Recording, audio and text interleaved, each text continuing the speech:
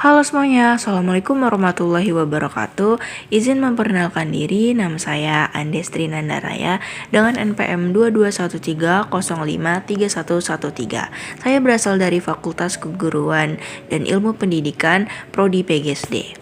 Di sini saya akan membacakan hasil resume saya yang dilaksanakan pada 15 sampai 16 Agustus 2022 PKKMB tingkat Universitas Lampung. Untuk hari yang pertama, materi yang diisi oleh Bapak Yusriani Yusrin dengan materi peran Kepolisian Republik Indonesia dalam mengatasi kejahatan digital. Lalu, ada macam-macam pelanggaran UU ITE. Terdapat beberapa pasal, ada pasal 27 ayat 1, ayat 2, dan ayat 3, dan ayat 4. Lalu, contoh kasus pelanggaran mengenai cyberbullying yang berkaitan dengan UU ITE itu ada tindakan asusila, ada judi online, terus ada pencemaran nama baik, pornografi, plagiarisme, pelanggaran hak cipta, dan contoh kasus lainnya. Materi yang kedua disampaikan oleh Dr. Susetya Herawati, STMSI, dengan materi yang berjudul Pengembangan Karakter Siswa sebagai Intelektual dan Anti Kekerasan atau Anti Perundungan. Perundungan atau bullying. Bullying itu suatu perilaku tidak menyenangkan, baik secara verbal, fisik, ataupun sosial di dunia nyata maupun di dunia maya, yang membuat seseorang itu tidak merasa nyaman, dia merasa sakit hati dan tertekan, baik dilakukan perorangan maupun kelompok. Materi pendidikan karakter.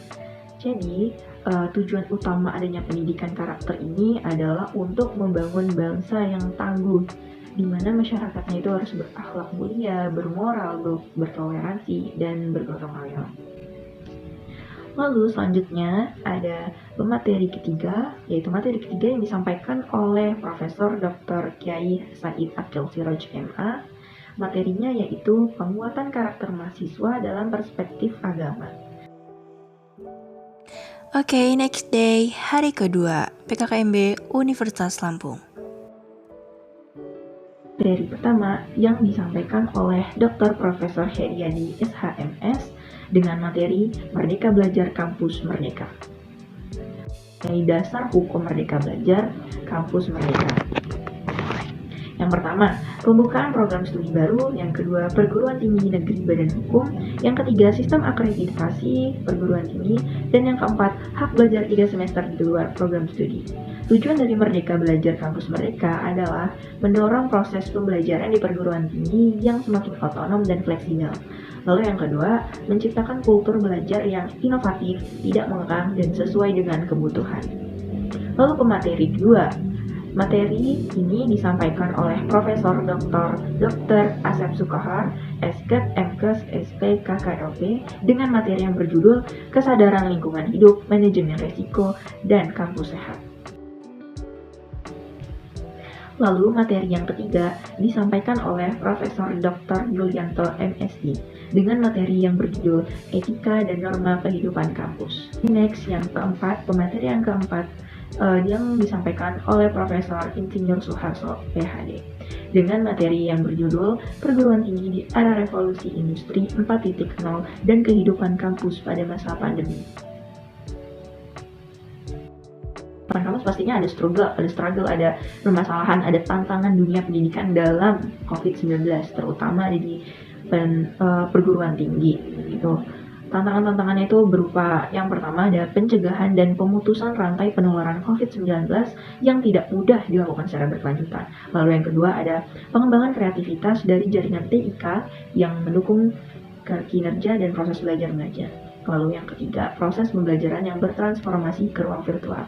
Nah, tantangan-tantangan itu membuat para mahasiswa harus beradaptasi dengan suasana baru di era pandemi COVID-19 ini dalam sistem pembelajarannya.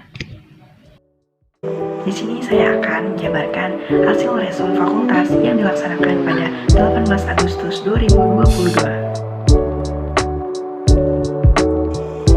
Hari pertama yaitu 18 Agustus 2022 terdapat 4 narasumber. Yang pertama ada Profesor Dr. Patuan Raja MPD, dan yang kedua ada Dr. Rizwandi MPD, dan yang ketiga ada Dr. Ades Supriyadi MPD, dan yang keempat ada Dr. Rizwandi MPD. Untuk pemateri yang pertama disampaikan oleh Profesor Dr. Patuan Raja MPD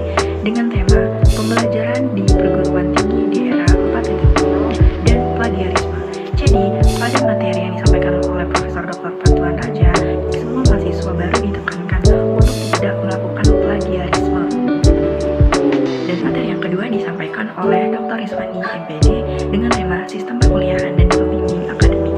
Jadi pada materi ini Dr. Andes Siswandi ini memberitahu semua mahasiswa baru mengenai hal-hal perkuliahan seperti istilah-istilah SKS, terus beban studi. Selain itu juga beliau memberikan pemaparan materi mengenai manajemen waktu. Dan yang ketiga, materi yang disampaikan oleh Dr. Andes Supriyadi MPD dengan tema sarana dan prasarana FKIP Universitas Lampung. Jadi materi yang disampaikan oleh beliau itu memaparkan atau mengenalkan fasilitas-fasilitas apa saja sih yang ada di FKIP Unila kepada mahasiswa baru. Yang terakhir, materi yang disampaikan oleh Dr. Riswanti Rini MPD dengan tema kehidupan berbangsa dan bernegara. Jadi Bu Riswanti Rini ini merupakan wakil dekan bidang kemahasiswaan dan alumni. Dalam penyampaian materi, beliau menyampaikan apa saja sih tugas-tugas yang dilakukan oleh wakil dekan kemahasiswaan dan alumni. Salah satunya itu dalam pelayanan minat dan bakat mahasiswa. Dan yang paling akhir itu ada pengenalan LK atau lembaga kemahasiswaan yang dibawakan oleh kakak tingkat. LK ini ada banyak banget loh, ada BEM, BEM FKIP, ada DPM FKIP, ada KSS FKIP, FPPI FKIP, terus ada HIMAPIS, HIMAJIP, HIMASAKTA, HMJ PBS, dan Racana atau Pramuka. Oke, dan yang terakhir pada hari keempat PKKMB tingkat fakultas. Jadi kegiatan pada hari terakhir, hari keempat PKKMB fakultas itu berisi kegiatan-kegiatan materi. Ada mahasiswa hebat sukses masa depan yang disampaikan oleh Ibu Diah Utami Ningsih. Lalu kegiatan itu dilanjutkan dengan perkenalan oleh Kaprodi PGSD yaitu Dr. Andes Rapani MPD. Lalu beliau juga mengenalkan para jajaran dosen-dosen PGSD Unila. Lalu ada juga pengenalan dari lembaga kemahasiswaan yang ada pada PGSD Unila.